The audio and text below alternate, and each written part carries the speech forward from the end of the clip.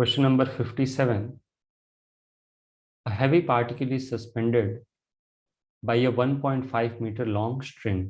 एक heavy particle है, okay, और उसको 1.5 मीटर लॉन्ग स्ट्रिंग से हमने सस्पेंड कर दिया. It is given a horizontal velocity of under root of 57 metres per second. इसको हमने कितनी वेलोसिटी दे दी? Under root of 57 metres per second. देखो कुछ ऐसा सिचुएशन है. okay? ये बॉब है, this is length L is equal to 1.5 metre, और इसको हमने एक इनिशियल वेलोसिटी दे दी कितनी? Under root of 57. Okay, find the angle made by the string. Upward vertical के साथ ये कितना एंगल बनाएगा जब ये स्लैक होगा? B part, find the speed of particle at this instant. इस इंस्टेंट पे पार्टिकल की स्पीड क्या होगी? सी पार्ट क्या है? Find the maximum height reached by the particle over the point of suspension. Point of suspension से ये maximum height कितना अचीव करेगा? ओके,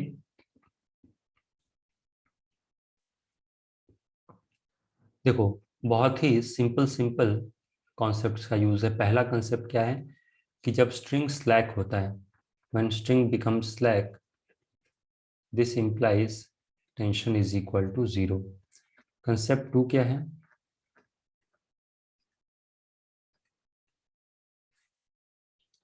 यदि किसी भी पार्टिकल को यदि मैं u वेलोसिटी से प्रोजेक्ट करता हूं तो ये क्या करता है? ये एक पैराबोलिक मोशन करता है, ओके, और ये कितना मैक्सिमम हाइट अचीव करता है?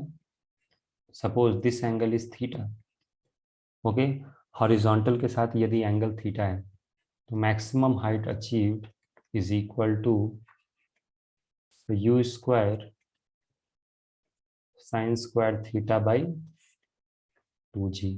ये है प्रोजेक्टाइल मोशन में मैक्सिमम हाइट का फॉर्मूला. इन दोनों कंसेप्ट को यूज करके हम लोग इस क्वेश्चन को सॉल्व करेंगे. ओके, सबसे पहला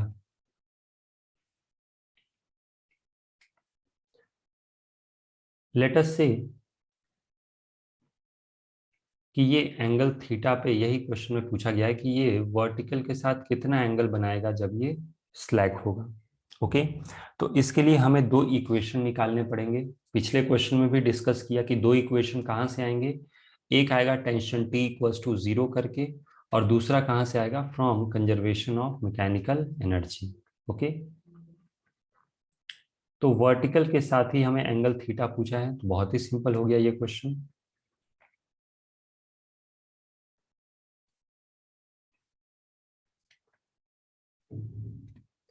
लेट अस से कि this angle is theta.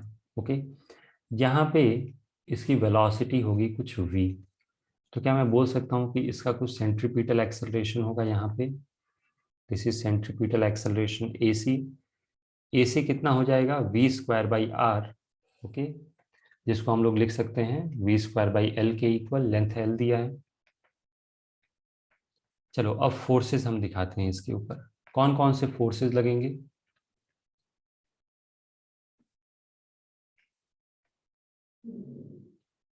Sorry, तो देखो एक तो लगेगा along the string, this is tension T, और एक यहां से लगेगा नीचे की तरफ mg, बिल्कुल पिछले क्वेश्चन की तरह. This angle is also theta, correct. अब हम लोग क्या करेंगे? mg के दो कंपोनेंट्स लेंगे, mg cos थीटा और mg sin थीटा.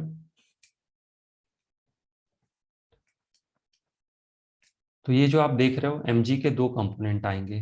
अगर जो अलोंग द स्ट्रिंग देखोगे तो this is T plus mg cos theta, और इसका एक कंपोनेंट आएगा किधर? टेंजेंशियल डायरेक्शन में mg sin थीटा. अब रेडियल डायरेक्शन में ये मैंने क्या लिखा है देखो, सेंट्रीपिटल एक्सेलरेशन. आप चाहो तो लिख भी सकते हो centripetal acceleration is v square by R, और रेडियस जो है वो l के इक्वल है, करेक्ट. यदि मैं रेडियल डायरेक्शन में इक्वेशन लिखूं तो रेडियली इनवर्ट डायरेक्शन में टोटल फोर्स कितना लग रहा है, T plus M G cos theta, और एक्सेलरेशन कितना है, AC के इक्वल, AC कितना है, V square by L. Okay, तो ये मैंने जनरल इक्वेशन लिख दिया। ये कौन सा इक्वेशन लगाया मैंने, न्यूटन सेकेंड लॉ लगाया, F is equal to M A. What is net force acting in radially inward direction, T plus M G cos theta. यही फोर्स क्या करेगा, सेंट्रीपिटल एक्सेलरेशन देगा। इसकी वजह से क्या आएगा, टेंजेंशियल एक्सेलरेशन आएगा। Okay, so when string becomes slack tension is zero. When string becomes slack,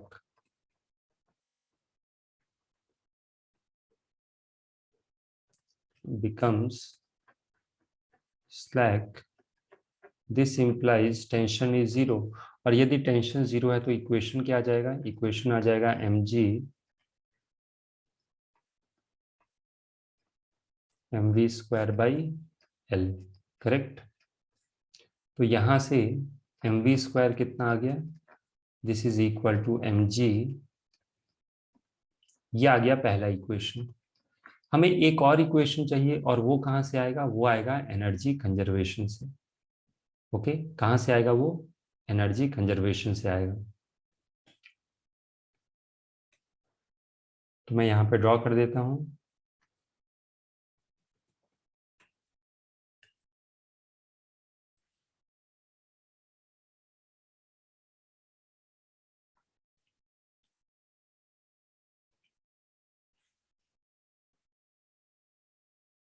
ये एक मैंने रेफरेंस लाइन ड्रॉ कर दी। Okay, this is a reference line for potential energy is equal to zero. Okay, initially जो bob है वो यहाँ पे है, इसकी वेलोसिटी है u, फाइनली ये यहाँ पे आ गया। Okay, this velocity is equal to v, this angle is theta. Correct, अब पूरी कहानी पिछले क्वेश्चन की तरह, mechanical energy will be conserved. मैं फिर से रिपीट कर देता हूँ क्या रीजन है। जो बॉब है उस पर कौन कौन से फोर्सेस लग रहे हैं, टेंशन और mg। टेंशन वर्क नहीं करेगा, mg वर्क करेगा। तो यदि मैं bob plus earth as a system ले लूँ तो mg जो होगा वो क्या हो जाएगा, इंटरनल कंजर्वेटिव फोर्स। कोई एक्सटर्नल फोर्स का वर्क डन नहीं हो रहा है, कोई इंटरनल नॉन कंजर्वेटिव फोर्स नहीं है। Mechanical energy will be conserved. Mechanical energy is equal to constant। Okay, therefore आप चाहो तो एक बार पूरा लिख लो, mechanical energy initial is equal to mechanical energy final. This implies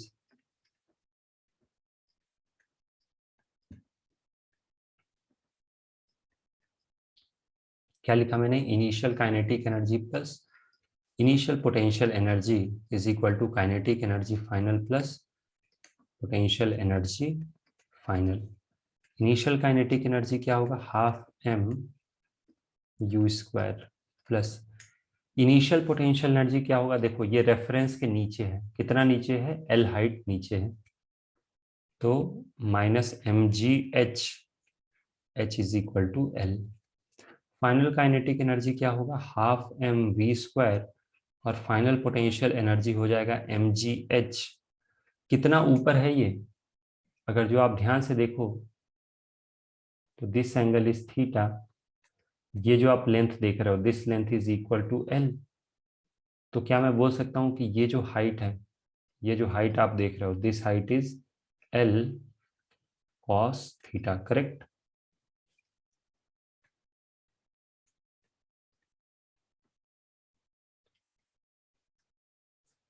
okay. अब सारी वैल्यूज हम लोग रख देते हैं। मुझे लग रहा है m हर जगह से कैंसिल होगा, so this is u square by two minus GL, this is equal to v square by two plus GL cos theta. सारी वैल्यूज हम सब्स्टिट्यूट करेंगे। u स्क्वायर कितना हो जाएगा, u की वैल्यू देखो क्या दे रखी है क्वेश्चन में, अंडर रूट ऑफ 57। तो यहां से जब आप सॉल्व करोगे तो ये कितना आ जाएगा, यू स्क्वायर हो जाएगा 57। सो दिस इज 57/2। ओके, इसको बाद में भी रख सकते थे, चलो कोई दिक्कत नहीं है। This is GL v²/2। अगर जो आप ध्यान से देखो यहां से, तो v²/2 कितना हो जाएगा, क्या मैं बोल सकता हूँ v²/2 is equal to GL cos θ/2। Okay, तो यही मैं यहाँ पे रखने जा रहा हूँ। v²/2 की वैल्यू क्या होगी, GL cos θ/2 प्लस ये कितना हो जाएगा, this is equal to GL cos θ। ये दोनों मिलके कितने हो जाएंगे, 3GL cos θ/2।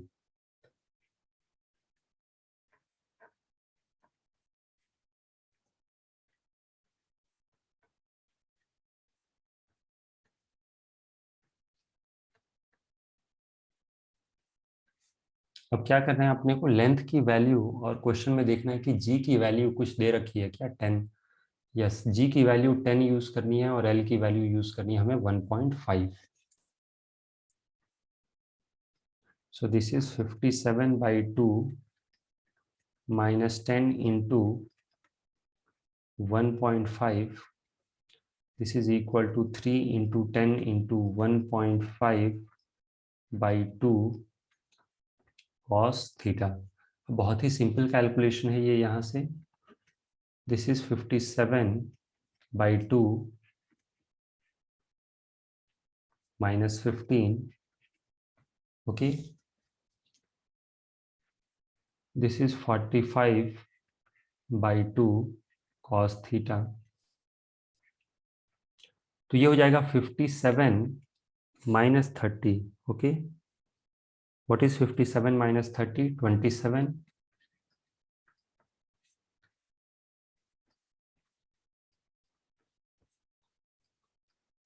2 से 2 कैंसिल हो जाएगा। सो cos थीटा इज 27/45। बहुत ही स्टैंडर्ड वैल्यू आ गई। आप बस 9 से डिवाइड करके देखो ऊपर नीचे।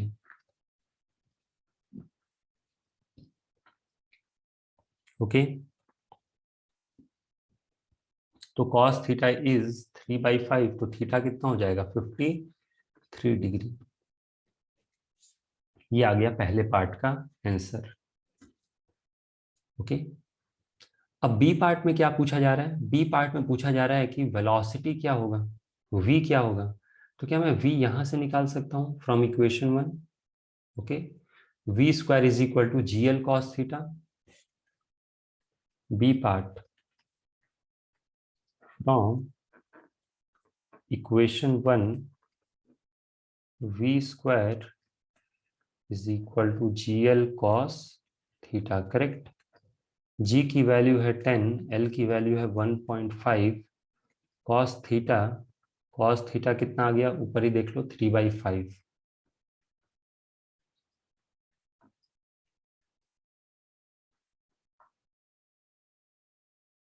ओके, तो this will be equal to 9। तो यहां से v कितना आ जाएगा, ये सिंपल कैलकुलेशन है, आप मन में भी कर सकते हो। तो v will be equal to 3 metres per second. बहुत ही ढंग से डेटा सेट करके यहाँ पे दिया गया। सी पार्ट, सी पार्ट में पूछ रहा है कि कितना मैक्सिमम हाइट ये गेन करेगा from the point of suspension. Suspension point से हमें मेजर करना है कि ये कितना मैक्सिमम हाइट गेन करने वाला है। तो बहुत ध्यान से सुनना, देखो यहां से क्या हो जाएगा बच्चों, देखो यहां से जो स्ट्रिंग है ना, ये बन जाएगा स्लैक। इसको मैं एक reference point mark, reference line draw कर देता हूं, क्योंकि हमें हाइट यहीं से मेजर करनी है। ओके, अब देखो यहां से क्या अपने को दिखना चाहिए कि प्रोजेक्टाइल मोशन शुरू हो जाएगा। यहां से ये एक प्रोजेक्टाइल पाथ फॉलो करते हुए जाएगा। ओके, ये एक पैराबोलिक ट्रेजेक्ट्री फॉलो करते हुए जाएगी।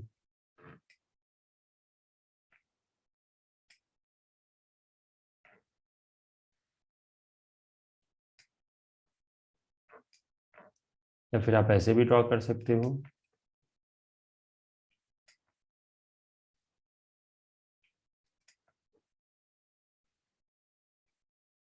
करेक्ट।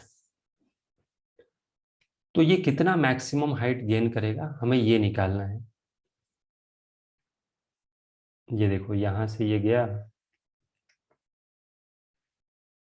ऐसा, ऐसा इसने एक पैराबोलिक ट्रेजेक्टरी फॉलो करी।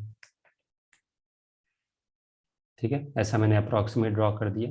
This is a parabolic trajectory. मैं यहां पे लिख देता हूं दिस इज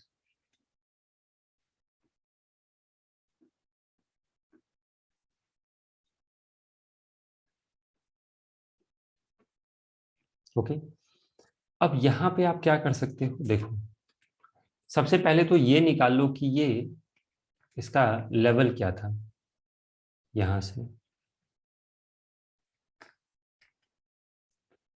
तो यदि ये एल है, मुझे पता है दिस एंगल इज थीटा, तो ऑलरेडी ये हाइट कितनी हो गई, ये जो हाइट आप देख रहे हो ये कितनी हो गई, this height is equal to L cos theta.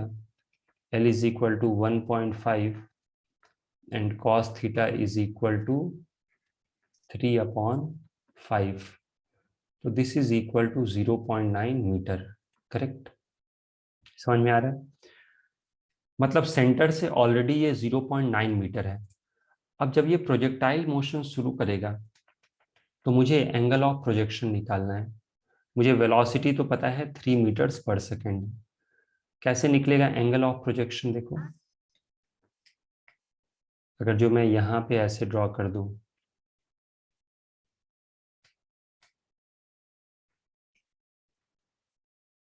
याद रखना कि this angle is 90 degree. Okay, क्योंकि जो वेलोसिटी होता है वो कैसा होता है, टेंजेंशियल डायरेक्शन में। ये एंगल कितना है, this angle is 53 degree. Okay, ये जो एंगल आप देख रहे हो दिस एंगल इज 53 डिग्री। ये एंगल है 90 डिग्री। तो क्या मैं बोल सकता हूँ कि ये एंगल जो होगा ये 37 होगा और ये 37 होगा, तो दिस एंगल इज 53 डिग्री। इसका मतलब हॉरिजॉन्टल के साथ देखा जाए तो एंगल ऑफ प्रोजेक्शन कितना है, 53 डिग्री है। तो बेसिकली हमारा क्वेश्चन क्या हो गया है कि एक प्रोजेक्टाइल है, प्रोजेक्टाइल की स्पीड कितनी है, 3 metres per second. Angle of projection कितना है, angle of projection is 53 degree. Okay, ये एंगल आप खुद से भी एक बार ट्राई कर सकते हो। ये एंगल है 53। ओके, ये एंगल है 90। ओके, तो ये एंगल हो जाएगा 37 और पूरा का पूरा जो एंगल है वो कितना है, 90। तो ये एंगल जो आप देख रहे हो ये वाला 53 डिग्री आ जाएगा। ओके, तो यदि मैं यहां से इस रेफरेंस से हाइट निकालूं, ओके, तो जब ये पैराबोलिक मोशन शुरू करेगा तो यहां से हाइट निकाला जाए तो फॉर्मूला क्या होता है, फॉर्मूला होता है you square sine square theta by 2g। Okay, you की जगह क्या हो जाएगा, वी स्क्वायर, थीटा की जगह थीटा है, अपॉन 2g। वी कितना है, वी है 3 का square.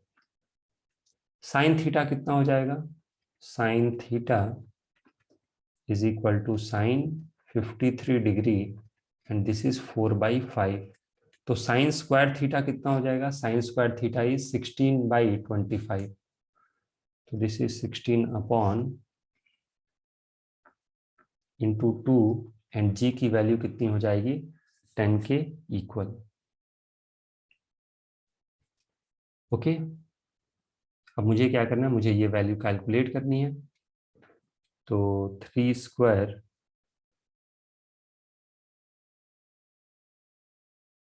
Into 16 divided by 25 divided by 2 divided by 10। तो ये कितना आ रहा है, this is equal to 0.288 metres. Correct,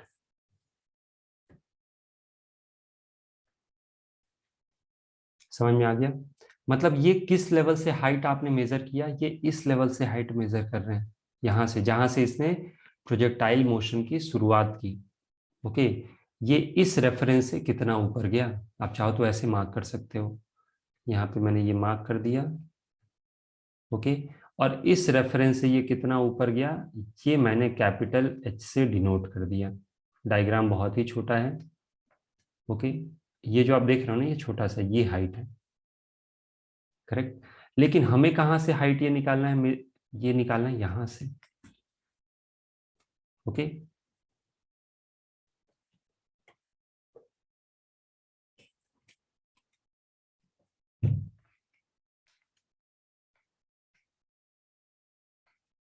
तो ये जो हाईएस्ट पॉइंट है, यहां से यदि ये मैं मेजर करूं, मैं इसको स्मॉल h से दिखा दूं, तो small h will be equal to, already ये जो आप पार्टिकल था वो कितना ऊपर था, ऑलरेडी ये 0.9 मीटर था, और 0.9 मीटर से और कितना ऊपर गया, 0.288। तो दिस इज 0.9 प्लस 0 पॉइंट, आप ऐसे भी लिख सकते हो, this is equal to L cos theta plus H। तो 0.288, करेक्ट। तो ये कितना आ जाएगा, 1.188 approximately. This will be equal to,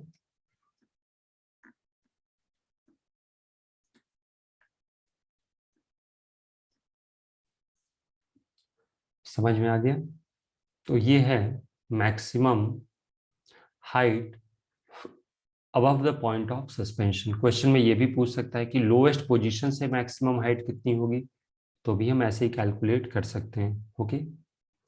तो बस याद रखना है, कंफ्यूजिंग वाला केस क्या है यहाँ पे, ये कि जो आप पैराबोलिक मोशन का फॉर्मूला यूज करके, ये फॉर्मूला जो यूज करके आपने मैक्सिमम हाइट कैलकुलेट की, ये हाइट कहाँ से मेजर करते हैं, फ्रॉम पॉइंट ऑफ प्रोजेक्शन।